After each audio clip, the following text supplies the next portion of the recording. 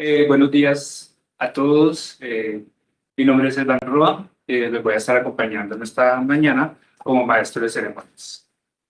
Entonces, el nombre del profesor Juan Carlos Sandoval Vaquino, director del Doctorado Interinstitucional en Educación de la sede Universidad Distrital, les doy la bienvenida a esta actividad académica, que tiene como objeto la defensa de tesis doctoral de nuestro candidato a doctor Alejandro Mauricio Dávila. Entonces, a continuación, voy a leer la agenda del libro. Primero, apertura protocolaria a mi cargo. Segundo, presentación de la tesis doctoral. Tercero, intervención de los jurados. Cuarto, respuesta del candidato a los jurados. Quinto, intervención de los doctores asistentes, si los hay. Sexto, respuesta del candidato a las intervenciones. Séptimo, deliberación del jurado y elaboración del acta. Octavo, lectura del acta y cierre de la sesión. Un tiempo estimado tenemos para esta actividad de 2 horas, máximo 2 horas y media. Bueno, nuestro candidato a doctor, que defiende su tesis, es el Alejandro Mauricio Dávila Rubio. El título de la tesis es ¿Quién forma a los docentes? Análisis de la composición de asignaturas de los formadores de docentes de inglés en los programas de formación docente de inglés. Alejandro Mauricio, licenciado en inglés de la Universidad Distrital Francisco José de Caldas y magíster en educación de la Pontificia Universidad Abierta. Durante su formación en el programa de doctorado interinstitucional en educación, cursó 81 créditos académicos en los espacios de formación en énfasis en educación y pedagogía y en investigación, obteniendo un promedio acumulado de 4.7. Sustentó y aprobó su proyecto de tesis doctoral titulado ¿Quién enseña a los maestros analizando la constitución de los materiales de identidad? Acta de sustentación número 9 del 29 de julio de 2019. Realizó la pasantía de investigación doctoral en el Centro de Investigación y de Estudios Avanzados del Instituto Politécnico Nacional Universidad, en el periodo del 1 de agosto de 2018 al 9 de febrero de 2019, bajo la dirección de la doctora Rosanilia Buenfil. Presentó los siguientes exámenes para la obtención de la candidatura doctoral. Examen comprensivo en el espacio de formación en educación y pedagogía. El artículo aprobado para publicación titulado Formación del profesorado de inglés y constitución de asignaturas, un estado del arte, publicado en la revista Estados. Examen comprensivo en el espacio de formación en énfasis. Un capítulo del libro titulado ¿Quién forma a los docentes? Análisis de la identidad de los formadores de docentes en inglés en los programas de formación docente en inglés, publicado en el libro ENT Local Research Agendas 1.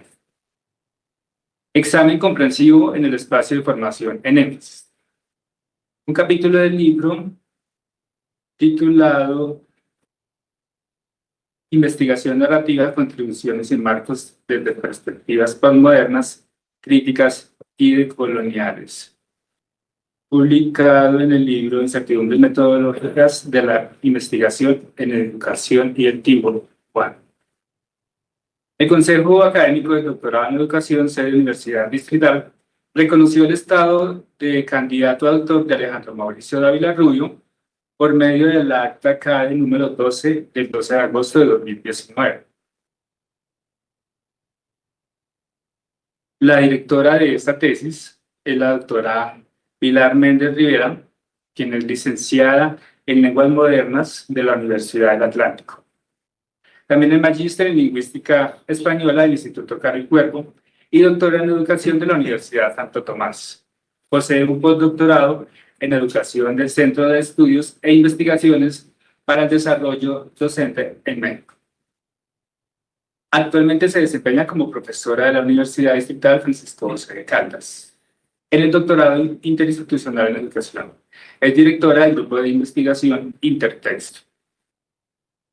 Nuestro panel evaluador está conformado por los siguientes jurados.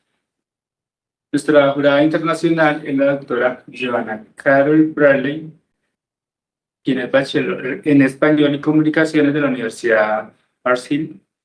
También es magíster en Comunicación Social de la Pontificia Universidad Javeriana y doctora en Educación de Lenguas Extranjeras y Lingüística Aplicada de la Universidad de Texas. Actualmente es profesora asociada en el Departamento de Idiomas y Culturas del Mundo de la Universidad de Samford. También se ha desempeñado como docente en la Universidad Carolina, Winston-Salem y la Universidad Baylor University. Nuestra jurada nacional es la doctora Nélida Cárdenas Vergaño, licenciada en Lenguas Modernas de la Universidad de Cundinamarca. Es especialista en lingüística aplicada a la enseñanza del inglés de la Universidad Gran Colombia. También es magíster en educación de la Pontificia Universidad Javeriana y doctora en ciencias de la educación de la Universidad Pedagógica y Tecnológica de Colombia. Actualmente es docente y líder nacional de la red de gestión curricular en la Vicerrectoría Académica y de Investigación de la Universidad Nacional Abierta y a Distancia. Miembro del grupo de investigación virtuales de esta misma institución. En la línea de investigación bilingüismo en la educación a distancia mediada por tecnologías. Y nuestro jurado interno es el doctor Harold Castañeda Peña, magíster en lingüística aplicada por el Cárdenas College y magíster en lingüística hispanoamericana del Instituto Cali Cuerpo en Colombia y doctor en educación por la Universidad de Londres. Actualmente es profesor de la Universidad Distrital, adscrito al Doctorado interinstitucional en educación. Entonces, de esta manera, damos paso al segundo punto, el cual es la presentación de la tesis doctoral a cargo de nuestro candidato a doctor Alejandro Mauricio Dávila Rubio, para lo cual tiene un tiempo máximo de 40 minutos.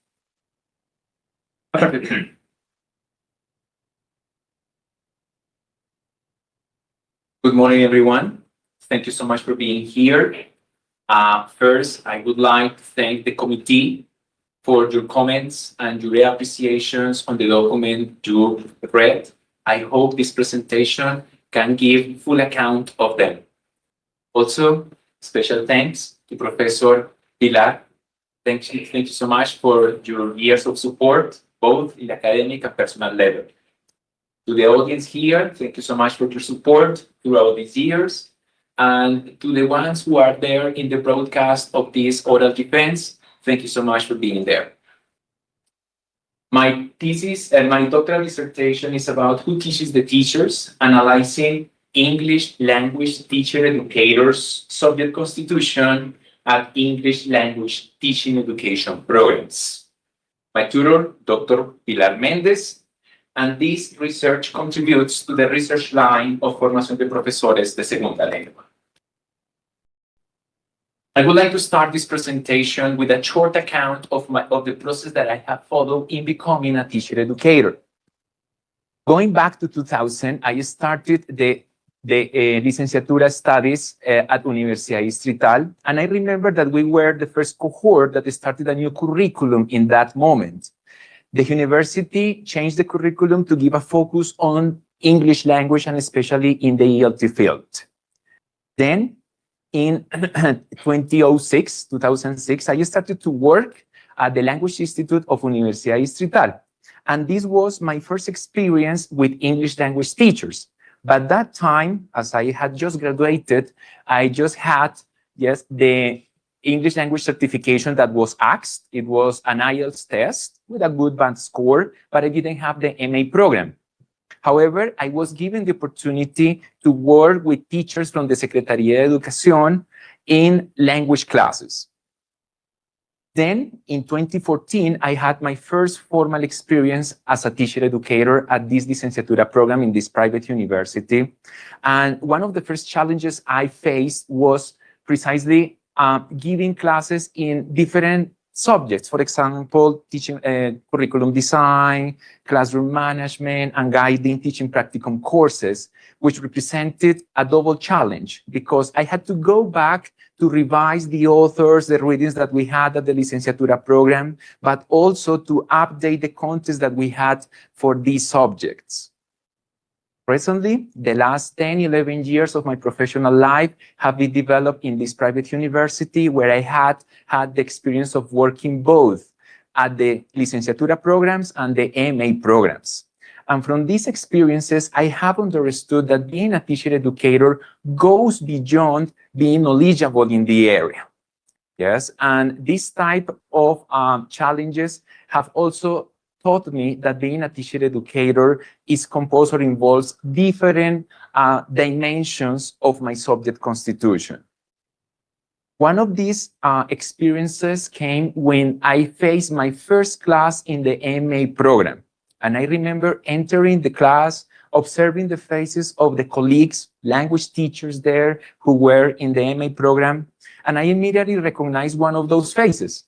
It was the face of one of the warmest and kindest teachers that I had at the licenciatura program. It was Professor Rudamira. And I approached her and asked her, "Hey, teacher, do you have class here? Is there a misunderstanding in your class?" And she kindly answered, "No, Alejito, it's not that, it's not your class, it's not my class. I'm going to be your student." And that was a challenge that I had. There is no subject, there is no class that prepares you to face the challenges of having the opportunity to be the teacher of your teacher. Then other challenges came, and that was one of the being the tutor of the research program or the research thesis at the MA program. I remember clearly Julio and Dora on the picture, and Isabel and Rocio, who were the first graduated students that I have in the MA program, and understanding the processes that they carried out in the research took me to different levels of understanding of the figure of teacher educator, because sometimes the experiences that they have were far beyond the knowledge that I could share with them through the readings and theory. Another dimension of this teacher education process is the constant training and the constant update. And being a teacher educator means studying. And this is a process that I have carried out here in this institution, in this program, that hopefully I conclude today. And recently, I have assumed administrative roles, such as being the director of the postgraduate programs at the Faculty of Education where I work, and also assuming temporarily other administrative staff or roles, such as being the Dean of Education in the same university. So all of this narrative helps me to understand that narratives is that process of the self-understanding in which, through the different contexts and resources that we have at hand, we experience our lives. Also, narratives is a powerful tool that we have at our disposition to give meaning to our lives, and also that the narratives may provide a framework that help us understand the different complexities in the practices of ELTs. The problematization is organized in these 3 steps. The first one is about the legal regulation account. Following the Colombian Association of Universities, I studied different laws that provided at the initial emergence of the figure of university professors in Colombia. At these discursive formations, I could understand that the figure of the university professor at that time was a crucial element in the missions of universities. Then a turning point came in 1992 with the creation of Law 30 that established new guidelines and orientations for teacher education, especially those rankings for professors. In this way, The changes in teacher education introduce new challenges for teachers that measure the productivity rather than the pedagogical aspects of teaching education. According to Perez and Rios, professors were imposed from this law some expectations to excel both in the academic and administrative levels. More or subsequent decrees were introduced, and then with the Sistema Colombiano de Formación de Educadores and the Law 1118 of 2008, more requirements for teacher educators were established, and one of them was the certification in terms of the academic abilities, the pedagogical knowledge, and this was particularly true for English language teacher educators and English teachers in general that were asked to provide an English language certification. Also, this introduced new guidelines for licenciatura programs.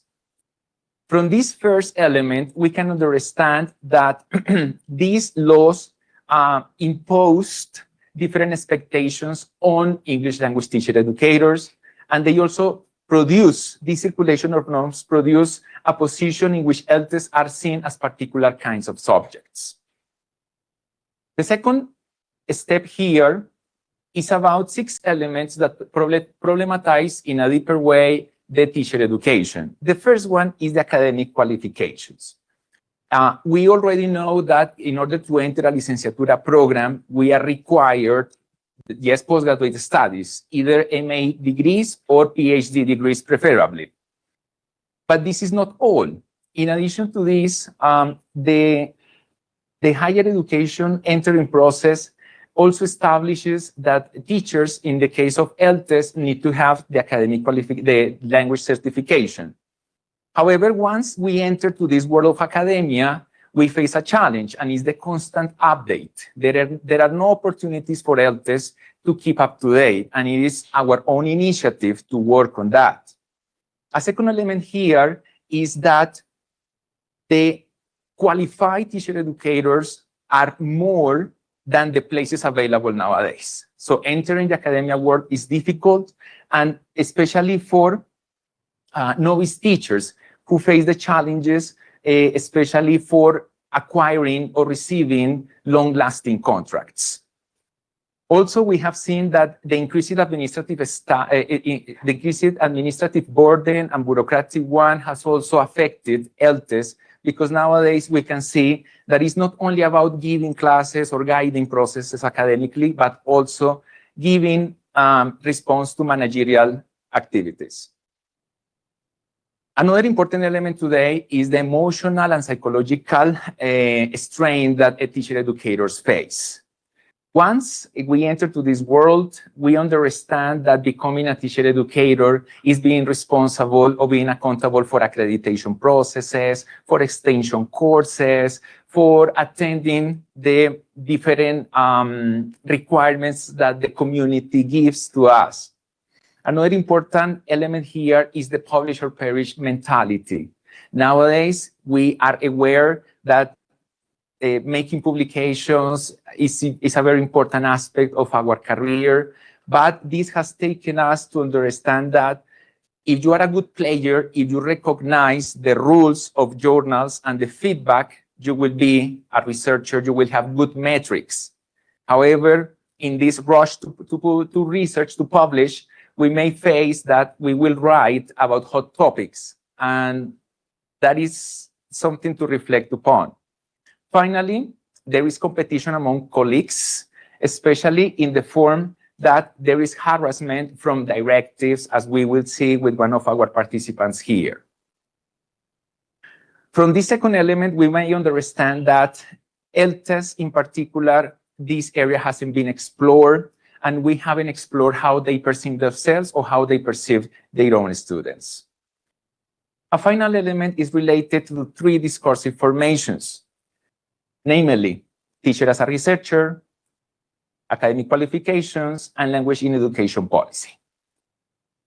Talking about the teacher as a researcher, we may be aware that this figure emerged as a response to that technocratic view of education, and the teacher as a researcher was born with the idea to postulate resistant practices. However, through the years, through the decades, we have seen that this has changed. And nowadays, the teacher as a researcher is immersed in a process of academic production, of metrics that you have to publish in Q1 or Q2 journals. Yes, and in that way, those mechanisms of control are affecting the subject constitution of teachers. Another element or another discursive formation here is the regulation, certification, and standardization that was spotted by Méndez and Guerrero in 2022, where the teacher educator is seen as a certified technician, distancing from the figure of the reflective teacher educator. Finally, we see the language in education policy, where we focus more on academic credentials and the alignment with global and international standards. From this final element, we can see that ELTEs have been historically framed through fragmented and reductive practices that fail to understand the different dimensions of the subject constitution of ELTEs. In this way, the problem can be expressed in the following way. The subject called ELTE is influenced by a series of discourses that have shaped the way he or she turned out to be the teacher educator he is today. Those ELTEs are experienced, or ELTEs are expected to prioritize academic, yes, performance, academic knowledge, or classroom effectiveness. Nevertheless, if you remember this one, yes, it's a game of words.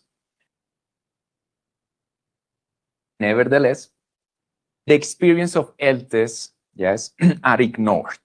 I consider that understanding the narrative experiences of ELTEs would enable us to comprehend how they perceive themselves, but it's also important that through narratives, we may go inside, yes, how those discursive formations that are external interpellations take form in their subject constitution.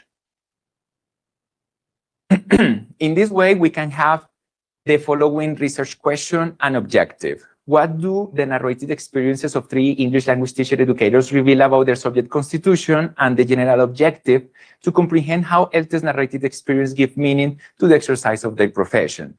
This dissertation treats narrative not as a clear window into the identity of these teacher educators, but it's a practice that position teachers educators in front of their lives, in front of their experiences.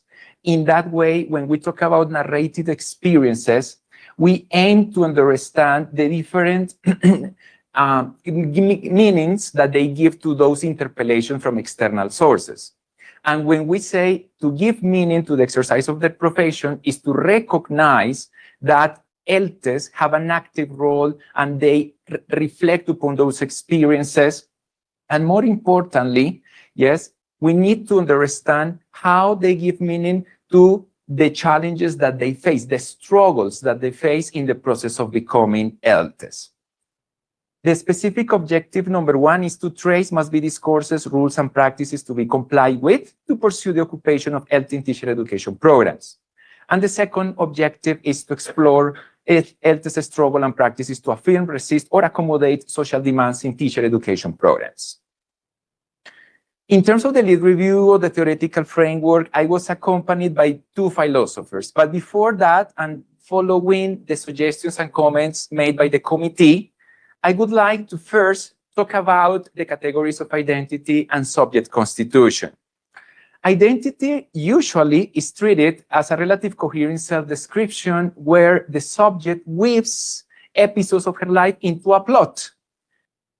Complementarily, the constitution of subject guide us to relocate the analytic focus on how ELTEs, in this case, becomes and positions themselves within historically situated relations. How is this seen in the context of this research? In the following way.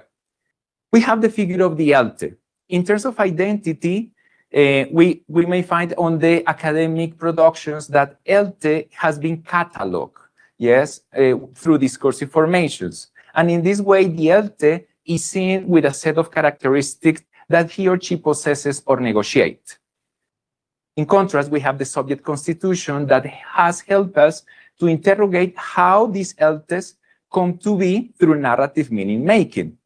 In this way, the ELTE is an individual who assumes a permanent contingency.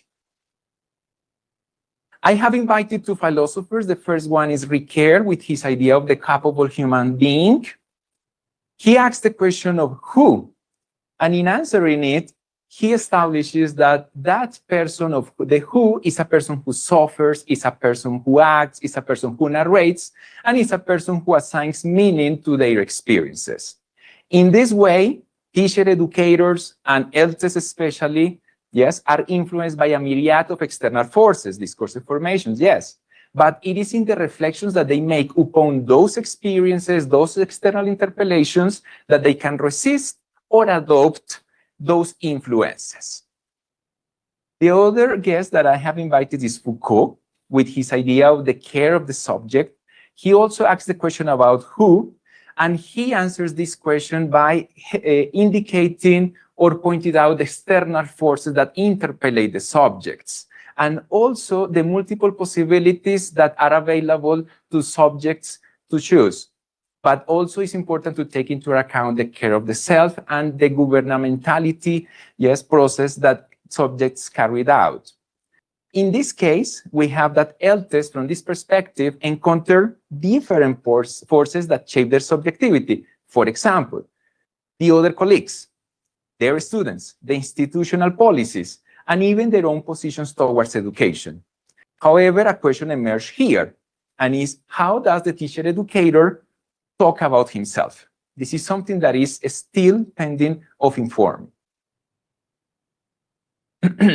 In this way, the figure of ELTE from these two perspectives is seen in the following way. From the Foucauldian perspective, we can see that the external perspective of subject constitution, especially seen in the process of how discourses and policies configure what is said, done, and thought by and about ELTEs. Complementarily, from the Ricoeurian perspective, this perspective provides us the interiority of self-interpretation. That is, how the individuals configure their lives, how their lives in narrative form and mediate new events. Altogether, we are moving from the discourse mapping, yes, to a more narrative form so that external discourses and personal meaning making can be analyzed. How did I explore the subject constitution in terms of the methodological terms? Well, the first one is that there is a challenge working with ELTEs because many of them, these three ELTEs, provided insightful experiences, but when working with them, I quickly faced that challenge of what was my position as a researcher, because they had more experience, their English level was better than mine. So I was questioning about my role. And I quickly realized that I couldn't be the holder of the power in that relationship, and I became a listener, as we can see here on the right. So I detached from that role of the external observer, and I became a listener to assume a position in which power wasn't held by either of those two subjects. In this way, this is a challenge that guided me to think carefully about every question to be asked, every reaction to the different moments of joy and sorrow. And although my role was initially the one of a researcher, it should ended up being the role of a learner, a colleague, a spectator of a live narration. In terms of the paradigm, the type of research, this research circumscribes into the constructivist worldview in a qualitative approach and follow a narrative inquiry type of research. Going deeper a bit on the narrative inquiry, I follow Riesman 2008 that indicates that this narrative inquiry helps us dig in and bring to the surface elements of the subject constitution in a process-oriented act of configuration and through the process of looking back to experiences that take subjects to give meaning to those experiences or moments. In terms of the instruments used, I used in-depth interviewing following Robles 2011 and Goffman 2001. The first aspect of this in-depth interview was seen in the modes of research that helped me visibilize subject constitution practices that were invisibilized. For example, the struggles and the successful experiences that teacher educators may have. A second aspect were the dividing practices or fragmentation of teacher educators, in this case, resistant practices or the moments of anguish or fear. And finally, it helped me recognize the subject's awareness of him or herself in the processes of affirmation and accommodation. All together may inform the language teacher education field about the practices of subjectivity and subjectification that have been overlooked. The process of in-depth interviewing took 3 moments. The first one was to elicit a retrospective account. The second one revisited scenes that were important or from the first one. And finally, in the third in-depth interview, we consolidated the meaning given in the narratives. It's important to reflect on ethics. Why? Because in-depth interviewing revolves around very sensitive topics that sometimes were not included here and they asked not to be included, the teacher educators. Also, the roles, as I expressed before, blurred. I mean, I quickly realized that I couldn't handle the power, that I couldn't be there sitting, listening to them without expressing any emotion. No, I was really more engaged with them. And finally, researchers and participants will constantly move among different boundaries. In this way, the constitution of subjects cannot be exclusively understood from the disciplinary scholarly perspective.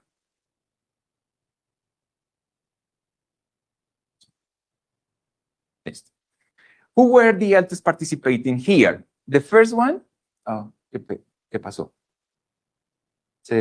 Listo. The first one is Nélida, who was an experienced ELT educator with over 20 years of experience, and she became an ELT at a very early age, at the age of 25. The second is Pablo, who is an experienced teacher with 24 years of experience. He has mainly worked in public universities. And the third one is Lucero, an Afro-descendant teacher educator with 23 years of experience, and her mother was also a primary school teacher.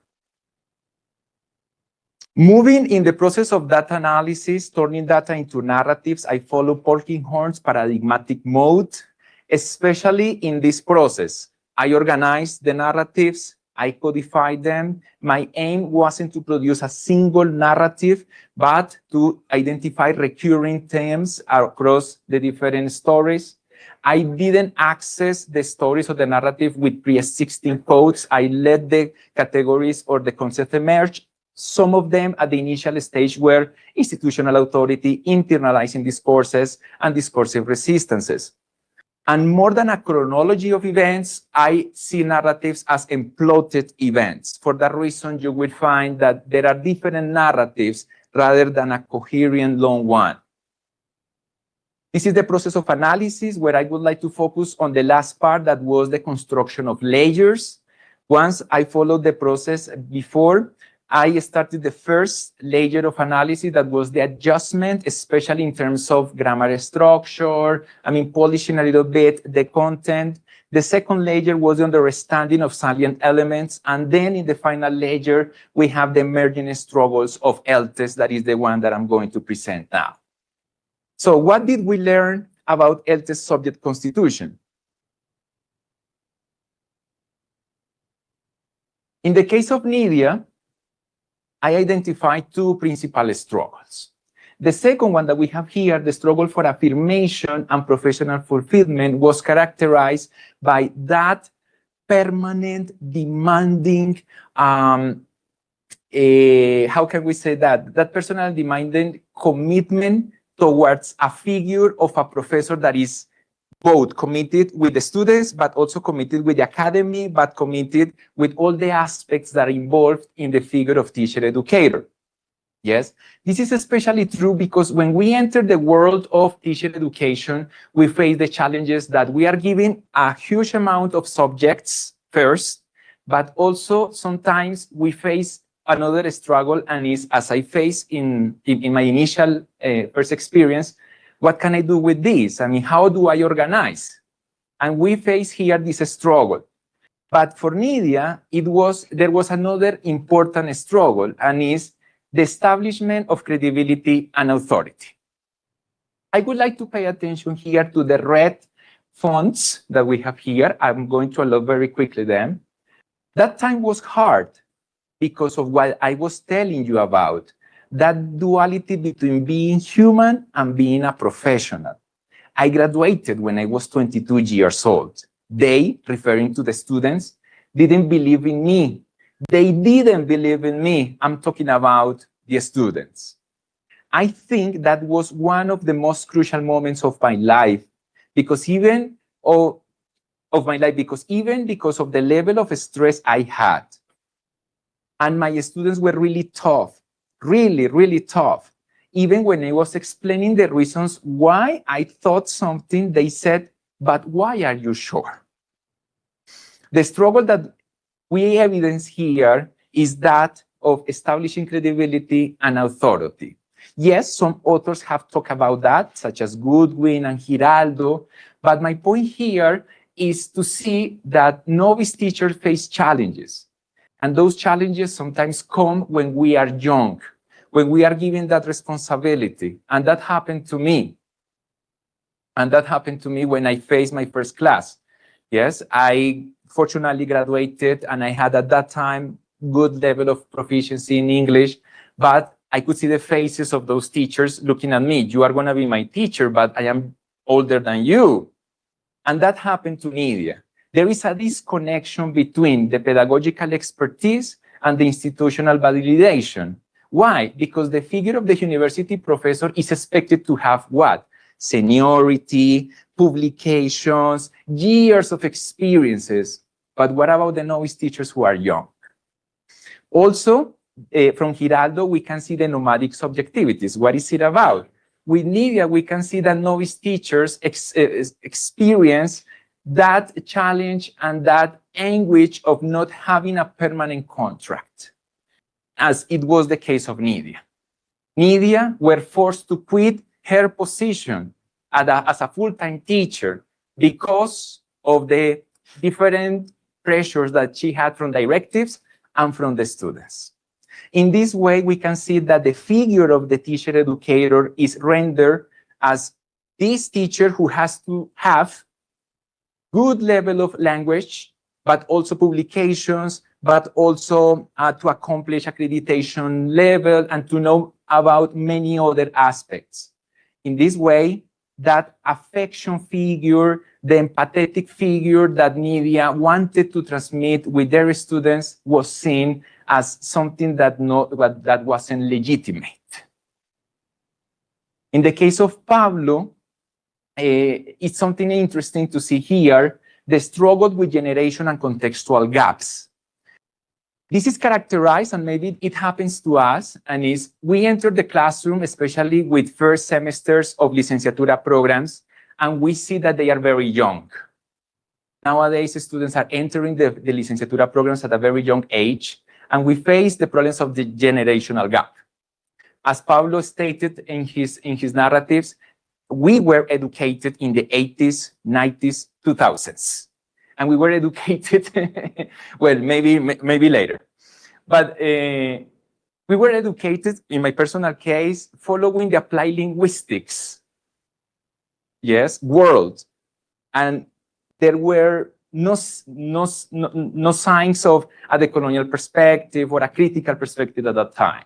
And that's what Pablo introduces here, facing epistemological and emotional fatigue, facing the challenges that the students pose today with teacher educators in terms of generation is something that we need to pay attention to. Also, in the third one, his narrative revealed that research is understood, as we saw before, as something that is more managerial and productive. And that, in the case of Pablo, motivates pressure and motivates a questioning about the institutional support and workload balance. Why? Because sometimes when we are given a full-time position as a teacher educator, we are given some hours to carry out research. But as Pablo said, are they enough? What kind of research do you want me to produce? So we end up, yes, carrying out research in many cases that the research that the university demands and not the research that we are interested in. However, I would like to point your attention into the following struggle. Here we have, again, the red fonts. It says, into the figure of mentorship. A mentor expresses his doubts. A mentor expresses sometimes that he's not able to solve the problem.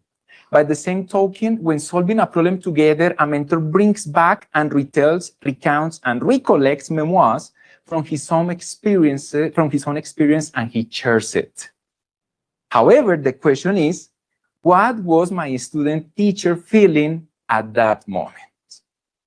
So at this respect, we can see that one of the struggles evidenced on Pablo was that the struggle with the figure and the understanding of what a mentor should be. Yes? And this is seen especially in the instructional and humanistic aspects. For Pablo, being a mentor is to recognize that I can be knowledgeable about different theories and aspects of the ELT field, but I may not knowledgeable to face the challenges that my future colleagues, the future teachers, face in their context, for example, in teaching practicum. Yes, how can we handle, yes, the different personalities of home group teachers? Yes. So he recognizes that the figure of mentor has limitations and we can have uncertainties.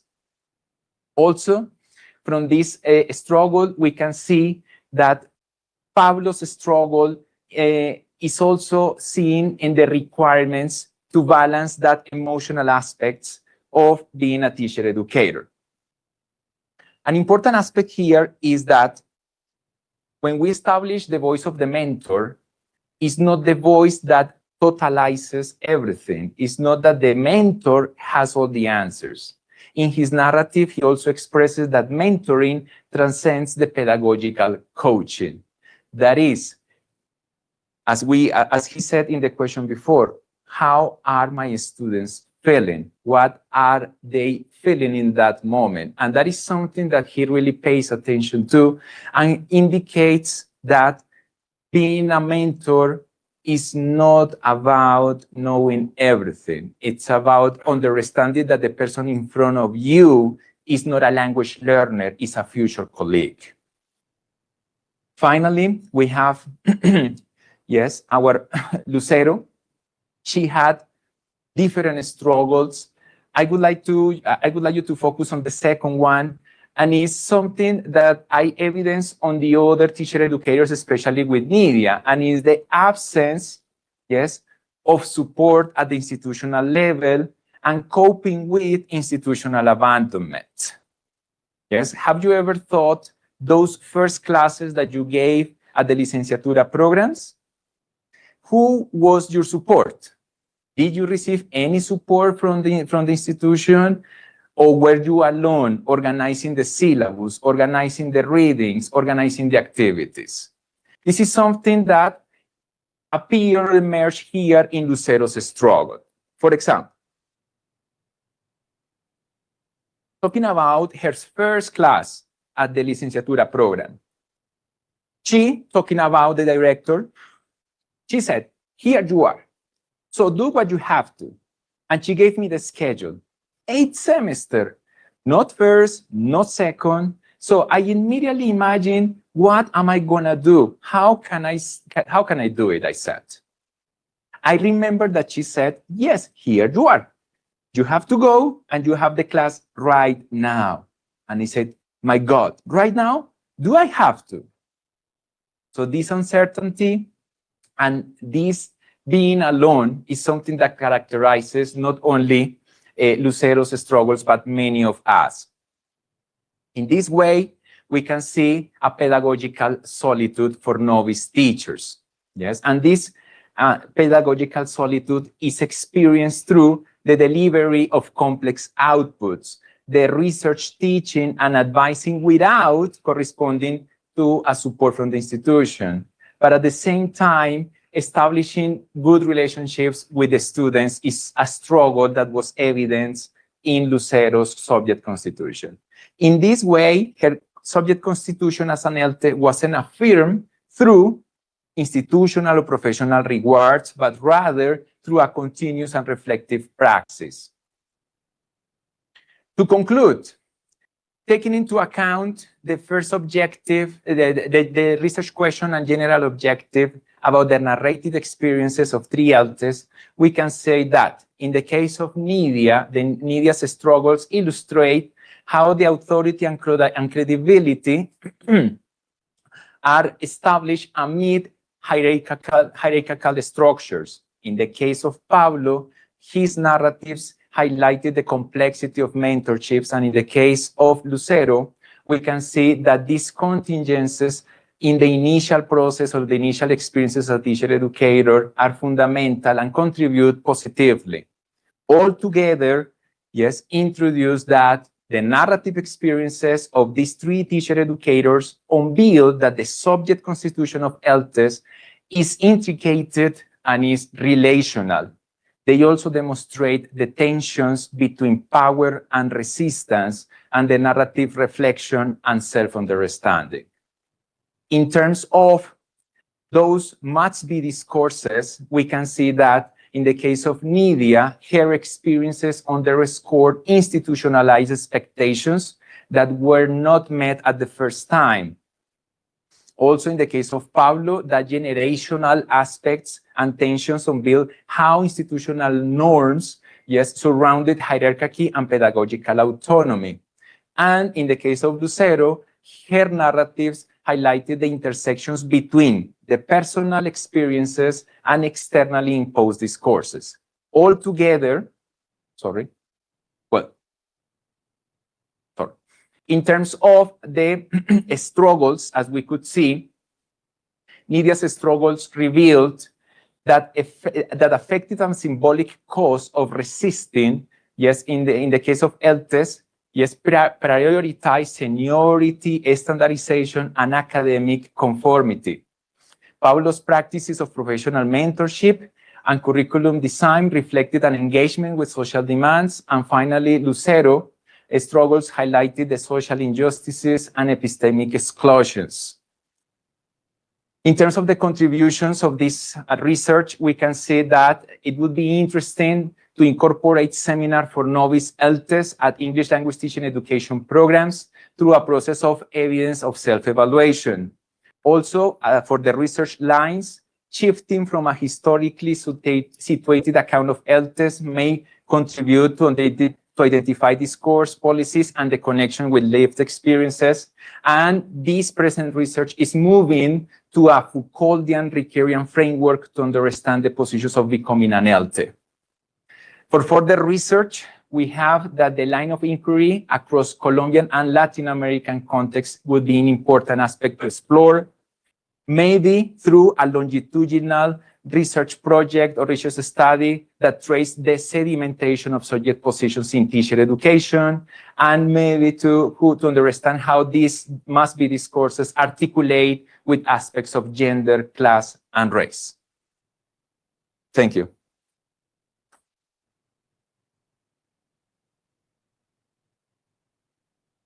Muchas gracias, profesor Alejandro Mauricio.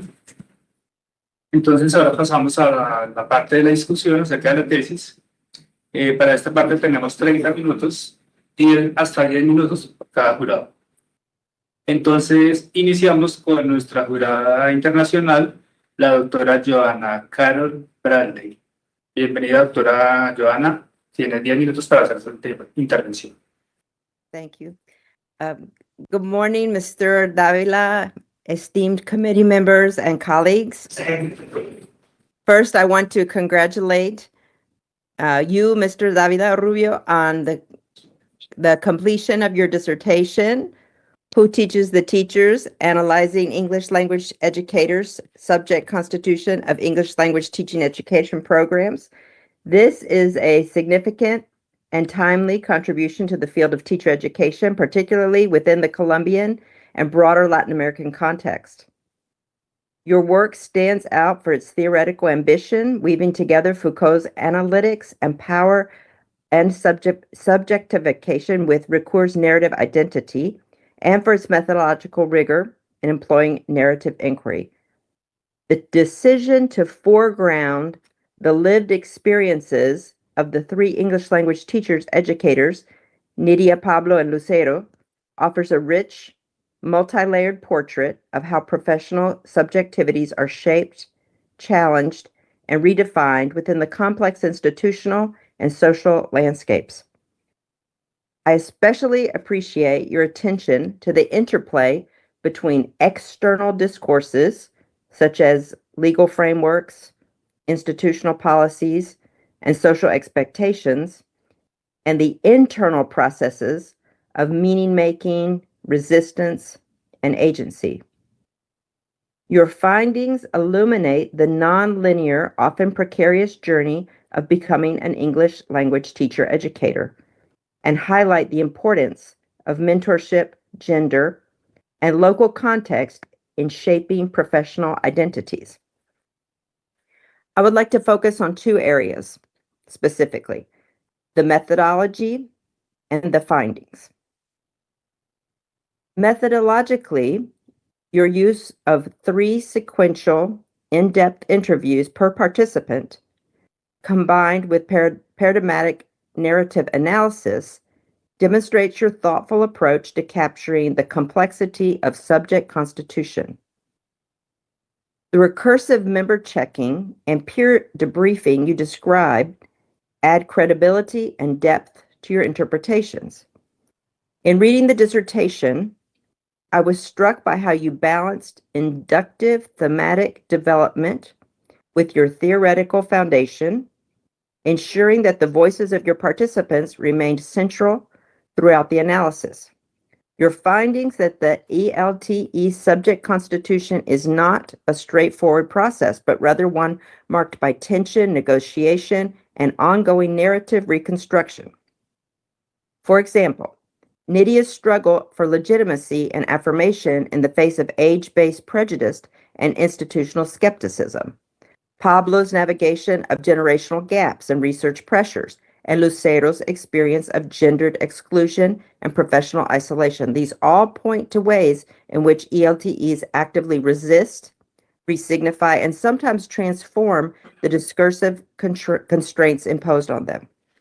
You also highlight the critical role of mentorship and significant others in shaping professional trajectories, and the ways in which gender, class, and institutional culture intersect to produce unique challenges and opportunities for ELTEs.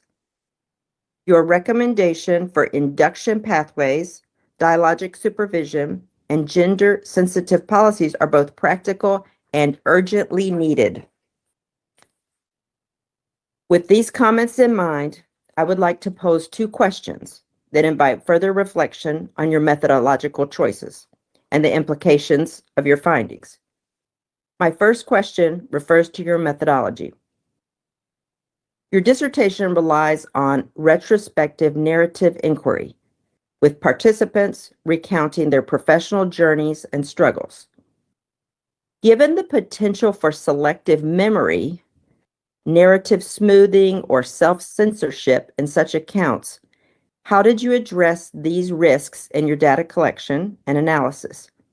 Can you share any moments where member checking or peer debriefing led you to revise your interpretations, and how these processes contributed to the trustworthiness of your findings?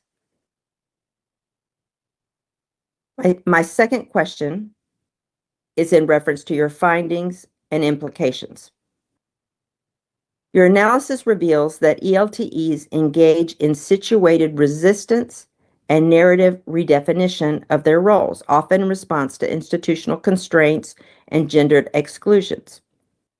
Based on your findings, what do you see as the most urgent reforms needed in Colombian ELTE programs to support the complex subject constitution of teacher educators?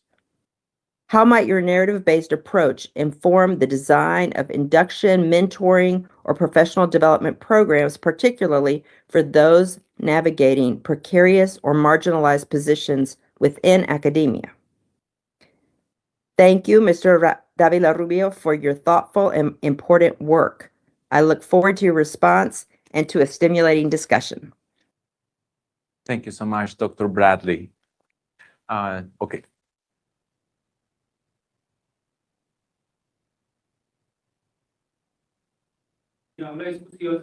Con nuestra jurada nacional, la doctora Nélida Cárdenas Vergaño. Doctora Nélida tiene... Nélida. Nélida, perdón. Next. Tiene 20 minutos para hacer su intervención. Okay, so Alejandro. Yes, First doctor. of all, I want to say congratulations to Pilar and all the process and you, of course. And I read the paper and I read the thesis, and I really appreciate the way that you go in deep. And I will read some things that I want to highlight. First is the thesis formulates a clear, relevant, and deeply contextualized approach to the problem with the framework of higher education in Colombia. I think that is the first part. It provides a broad historical overview of the figure of the university professor as a basis for understanding the current situation of English language teachers, educators here in our country. The analysis allows us to understand how regulatory developments, political tensions, and academic demands shape a complex scenario in which teachers' trainers construct their subjectivity. The this is a general problem and is comprehensive and articulates structural conditions with the personal experience of the subjects, which give the study a high scientific and social value. The state of the art and the theoretical framework are comprehensive, but in some sections of the theoretical framework, there is a tendency to describe, in general, the theoretical position.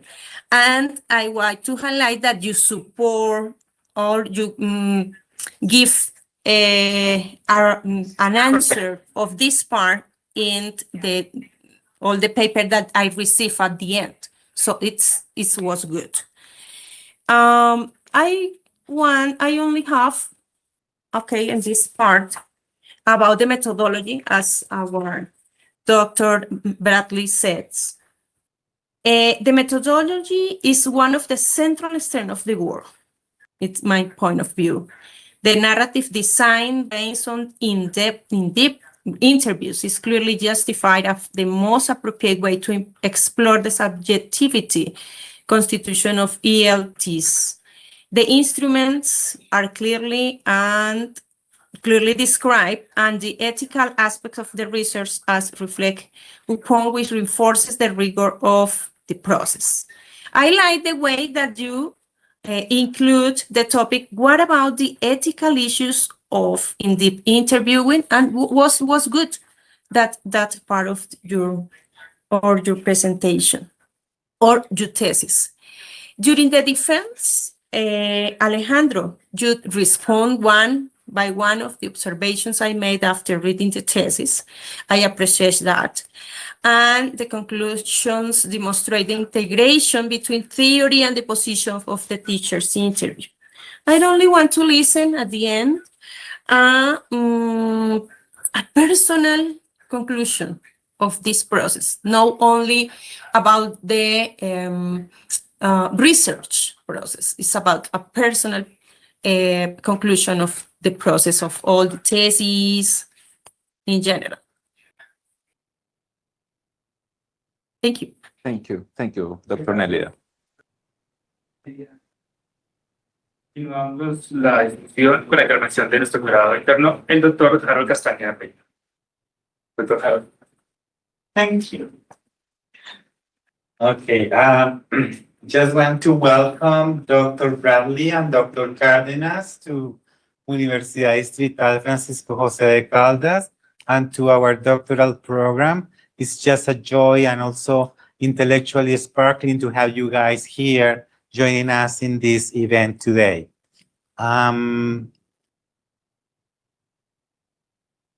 So thank you so much for that. I will take a few minutes to offer my oral concept as internal examiner, and I will try to be both rigorous and generous in my remarks. Thank you. Okay, first of all, I want to warmly congratulate Alejandro for this dissertation and also for the quality of the defense we had witnessed today. And I also want to explicitly congratulate Professor Pilar Méndez for the intellectual and ethical accompaniment that this process clearly reflects. It is evident that this is not the result of isolated work, but of a sustained dialogue, tension, trust, and theoretical formation over time. Let me start by situating the relevance of this research in the Colombian ELT field. Research on English teachers in Colombia is abundant. Research on identity is abundant. Research on beliefs, practices, methodologies, and even emotions is increasingly visible right now in Colombia. However, research specifically centered on English language teacher educator as subjects and not only as professionals, roles, or identities is still very scarce. Even more than scarce is research that treats ELTEs not only as individuals with voices, but as historically and discursively produced subjects, situated at the intersection of policy, institutional regulation, narrative work, care, productivity, and precarity. In that sense, this dissertation does not simply add another case to ELT research in Colombia. It actually repositions the analytical lens of Colombian ELT by placing subject constitution, not identity alone, at the core of the discussion. And that is a conceptual, epistemological, and political move that I consider extremely valuable. So thank you so much for that, Alejandro. Now, I also want to clearly recognize something that is not always achieved at the doctoral level and that deserves to be explicitly named. And I think Dr. Cárdenas pointed at that, and somehow Dr. Bradley did as well. The serious, careful, and intellectually honest integration of the examiner's feedback. It is evident that the comments were not addressed through cosmetic adjustments or rhetorical additions. On the contrary, several core sections of the dissertation, the problem statement, the methodological framework, the data analysis chapters, and the conclusions were rethought, rewritten, and theoretically strengthened. In particular, I want to highlight three aspects of this revision process. First, the transformation of the problem statement into a truly discursive problem. What before leaned more toward a description of regulatory frameworks is now clearly articulated as a system of discursive formations that produce subject positions, normalize expectations, and structure what is thinkable and doable for ELTEs. So thank you so much for that. Secondly, the explicit clarification of what it means to give meaning from a Rickerian perspective. This was a crucial improvement, Alejandro.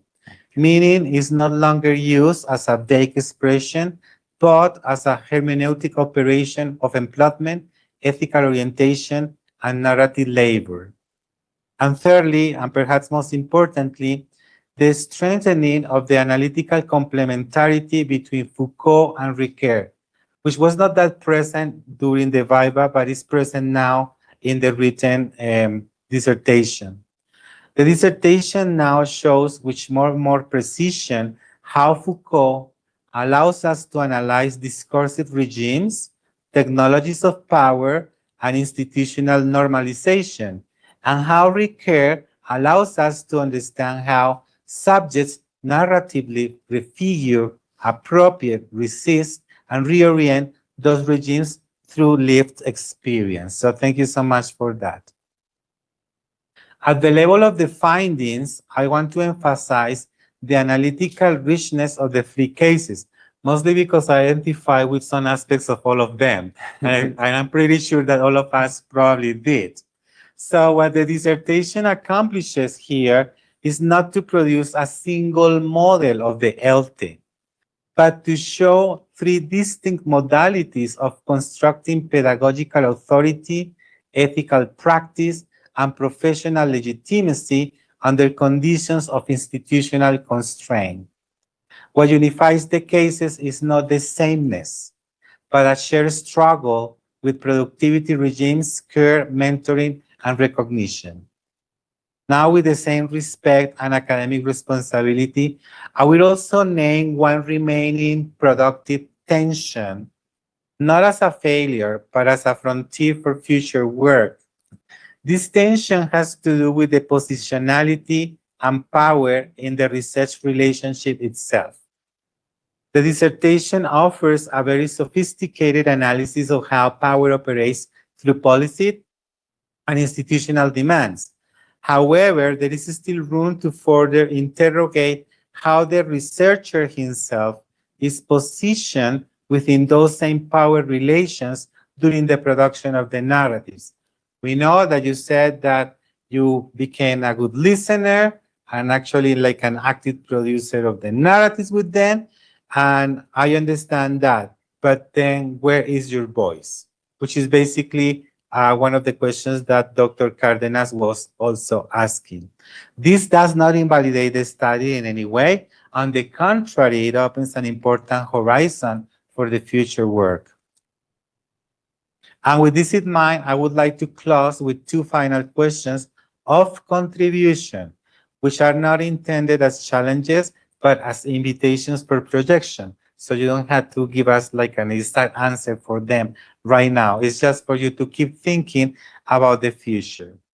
The first question, your dissertation is deeply grounded in the Colombian university context, of course, but many of the discursive regimes you analyze, the productivity of metrics, accreditation, certifications, are not uniquely Colombian. They are like more, worldwide, okay? So how do you envision that your framework of ELTE subject constitution through discourse and narrative could dialogue with other Latin American or global South contexts that might have, the same experience, not identical, but probably similar, okay? And my second question is that you argue that this dissertation extends Foucault by emphasizing creative agency and deepens recare by showing narrative as prospective, action-oriented force. If another doctoral student in ELT or teacher education wanted to use your work as a theoretical or methodological reference, what would you say is the single most transferable conceptual tool that your dissertation offers to future research? I will close with this final statement. This dissertation does not only analyze ELTEs, it names, theorizes, and dignifies the invisible labor of subject constitution that sustains teacher education under conditions of institutional pressure. It gives language to struggles that many of us recognize but rarely see conceptualized with this level of depth. For all these reasons, Alejandro, I congratulate you sincerely. And again, Pilar, I congratulate you for guiding a doctoral process that has produced not only a solid dissertation, but a research voice that will continue to resonate in Colombian ELT. Thank you so much. Muchas gracias, doctor Castañeda. Ahora pasamos al cuarto punto, que consiste en la respuesta del candidato, Mauricio, al panel evaluador. Entonces, tiene hasta 30 minutos para hacer su intervención. Okay, well, Thank you so much to the committee, Professor Bradley, Professor Nélida, Professor Harold, for all your valuable comments and also your support. Working with your comments helped me visualize that the perspectives given at the beginning in the document were in a correct path, but through your comments, I could go deeper and provide another perspective into my work. I do appreciate those comments, and I hopefully can give, and I hope to give, yes, the following answers to your questions. Dr. Bradley asked me about the process of trustworthiness and about the process of member checking. And yes, maybe because of the time, I didn't have the opportunity to talk about that. But actually, the process of in-depth interviewing took 3 moments. The first one, we met together, we established some agendas with the teacher educators, with Nidia, Paulo, and Lucero in different moments. Many of the interviews were carried out via Teams or via assisted technologies. And once we finished the interview that extended as far as 45 or 75 minutes, I went with the use of AI tools to the creation of the transcript. And this first transcription was sent to the teacher educator at that time. They took between sometimes 2 weeks, in some other cases, 1 month or longer, to read it and to send comments back. Those comments were at the first related to the language structure and the ideas that they wanted to express. Maybe some names were hidden from the initial transcripts. Then, with that new manuscript, I read it again, and I started the second layer of analysis.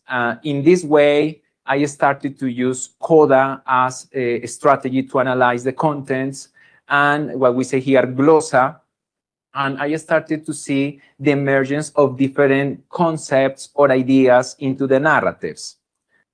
As I said in the presentation, my intention wasn't to create a whole long narrative of the life of these different elders, but rather to see the different moments that they lived.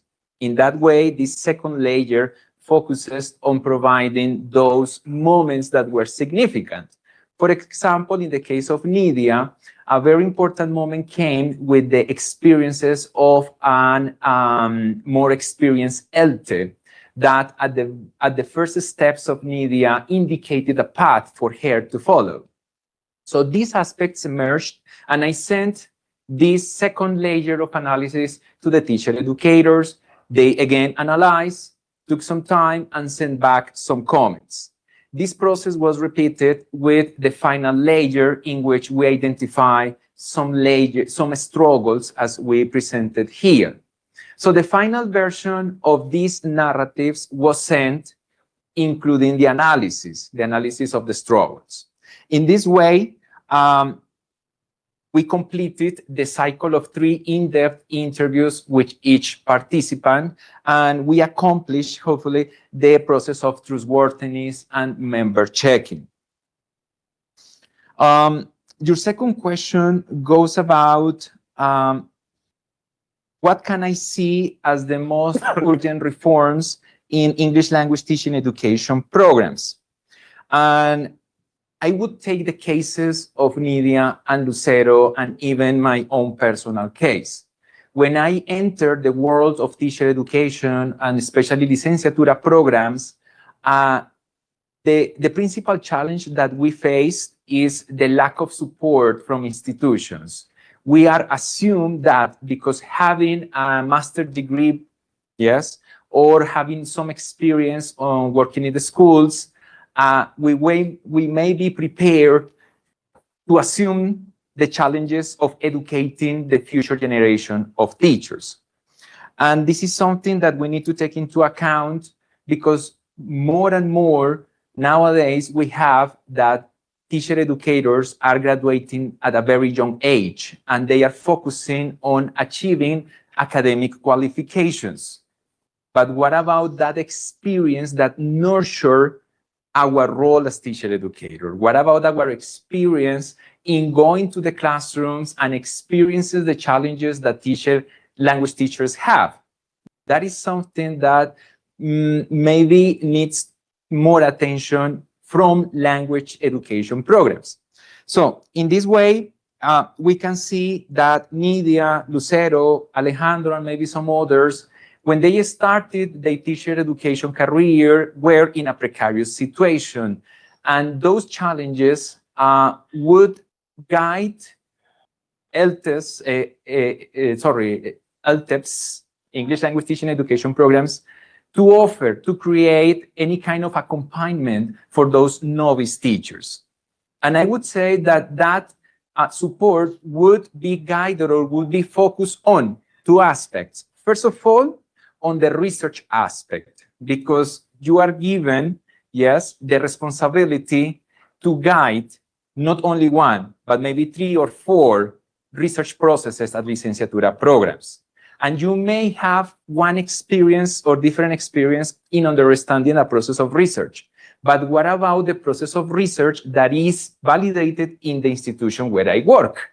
Because we understand that research positions vary from institution to institution. And the second aspect is about the emotional, the psychological support that we can have for LTES. Sometimes, as it was the case of Nélida and Lucero, they feel alone, they feel in a pedagogical solitude. And in the case of the first participant, we could see that that solitude took her to quit from her position, from her full-time position at that university at that time. And later, with resilience, she returned, yes, but 2 years after her quitting of that university, she didn't want to return. She didn't want to know anything about that place. So it's important to take into account that we may have a figure of an academic, yes, an academic professor, but we need to think about the person inside, the subject that we are as teacher educators. Dr. Nélida's comment and questions were about the personal learning that I took from this, the personal conclusion. Is that right, Professor Nélida? Yes. That I took? Yes. Yes. Yes? Yes. Well, that is something that I have written on the whiteboard in my house. How did I change as a teacher educator and as a person throughout this process? And the first one, Professor Nélida, is a very personal answer. And it's about being resilient. Sorry.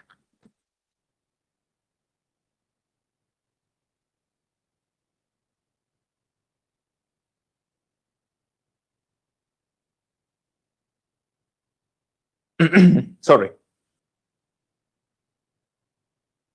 It's a bit difficult after these years. This was a personal challenge that at some times I told Professor Pilar that I wanted to continue. And maybe the friends and family that are here also suffer. So more than learning to know my colleagues in this research and understanding that being a teacher educator at licenciatura programs involves knowing and specializing in different fields, we are partners, we are colleagues, and we must take this into the classroom. And when I enter a classroom, and I have said this in different contexts and different spaces, when I enter the classroom of first semesters or 10th semester students in licenciatura programs, I see future colleagues, and they deserve that respect. We need to recognize that they are not language learners. Yes, they are there to learn languages, but to learn about how to teach a language, a foreign language, but they are there to be educated. And yes, this can be sound as cliche, but we are models. And when we see inside myself and I see inside the narratives of the participating teacher educators here, one of the biggest lessons that I take, in addition to being resilient, is that we are here not because of a diploma. I mean, there is no diploma that can give us the title of being a teacher educator. There is no career or PhD program that can give you the title of you are a teacher educator. We are here, the person who we are today, because of our experiences, our struggles, our happy moments, and our moments of sorrow. And we need to start to recognize that in the person that we have in front. So that's two personal lessons that I take with me from this process of being in a PhD program like this, Professor. For Professor Harold, yes, you invite us in two ways to see the contributions of this research. And well, yes, your first contribution, your first invitation is about envisioning the contributions of this framework of subject constitution, of the complementarity between Ricoeur and Foucault, that I remember, or maybe you may remember at the beginning, the classes here, that talking about philosophy in an ELT field is a difficult task. Yes, I mean, we don't find research works that go deep into the discussion of this philosophy, of these philosophy perspectives. How can this research dialogue with Global South context? That is an invitation. There is a process that we need to pay attention to because the ELT field has changed a lot. And it has changed into this direction of recognizing that ELTs and language teachers as well have more to say than what we can find in North research publications. Yes. Essentially, those teachers who are in far territories, rural territories, or territories in which these metropolitan areas are privileged. So nowadays, with this in mind, the Global South context is understanding that our epistemologies are valuable.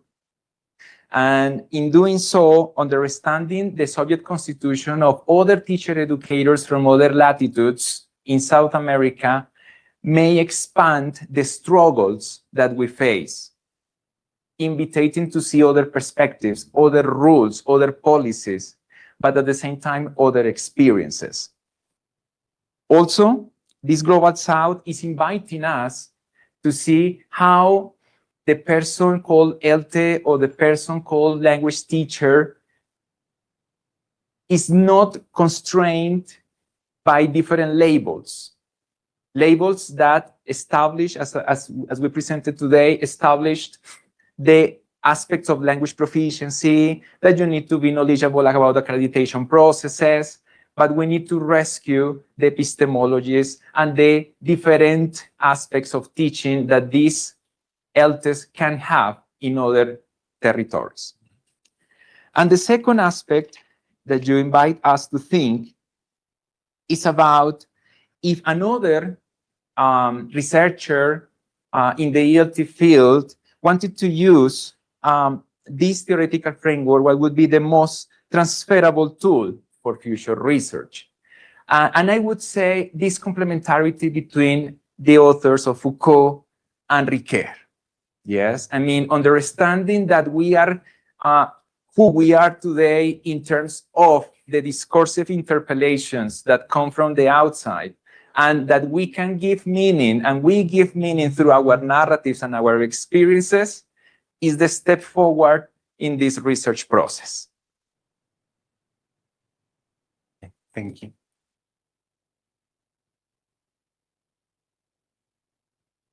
Entonces continuamos con el quinto punto, perdón, séptimo punto, que consiste en la deliberación del jurado y la elaboración del acto.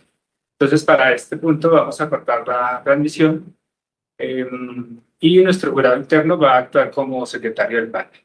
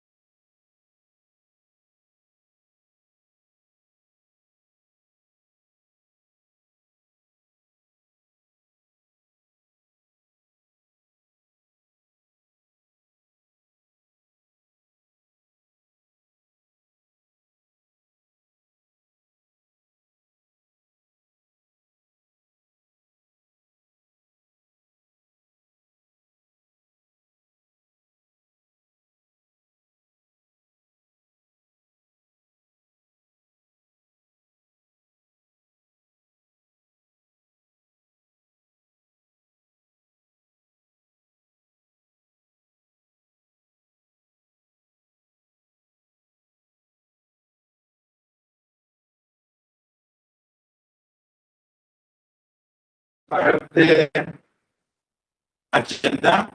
What goes now is the reading of the minutes for this session. So I'm in charge. Discúlpame, no se escucha bien, no estamos escuchando bien, se escucha entrecortado.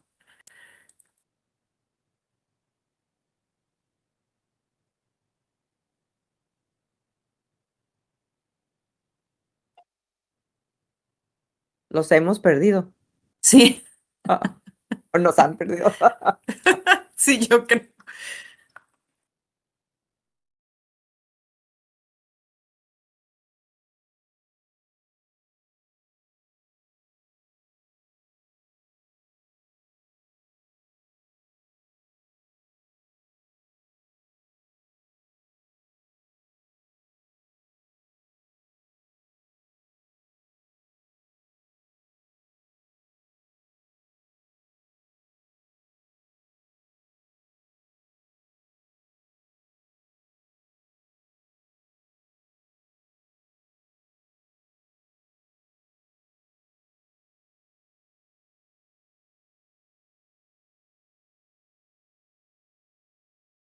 As part of the agenda, what comes now is the reading of the minutes for the session. So I'm gonna be in charge of that part. Universidad Distrital Francisco José de Caldas, Doctorado Interinstitucional en Educación, Acta de Defensa de Tesis Doctoral, Acta T24-2025.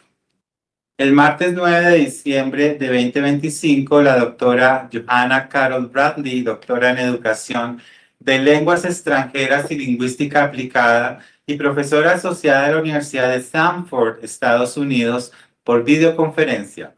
La doctora Nélida Cárdenas Vergaño, doctora en Ciencias de la Educación y docente de la Universidad Nacional, Abierta y a Distancia, Tunja, Boyacá, Colombia, por videoconferencia.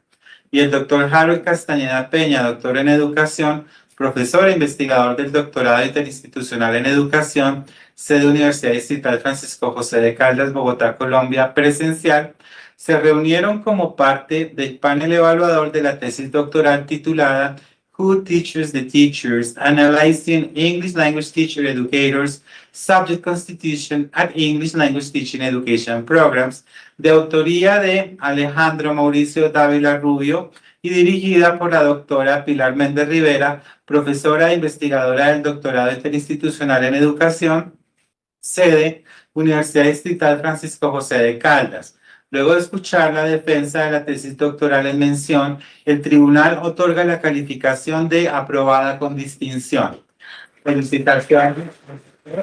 Y bienvenido a nuestra comunidad académica, Alejandro. Muchísimas gracias por haber optado por nuestro programa doctoral. Seguro que vienen cosas muy grandes y muy fabulosas de parte tuya. Entonces, la doctora Joanna Bradley, la doctora Nélida Cárdenas y en nombre propio le damos una felicitación y una bienvenida a la comunidad académica de doctores en IELTS. Muchas gracias. A la doctora Pilar. Muchas gracias, doctor Castañeda. Entonces invitamos a la directora de esta tesis, la doctora Pilar Méndez, a que nos haga el cierre de la actividad académica. Doctora Pilar. So thank you so much, Dr. Bradley, Dr. Cárdenas, and Dr. Castañeda for your insightful feedback. It was really nice to witness through your eyes the quality of Alejandro's work. I feel so proud of Alejandro. He's such a gentleman.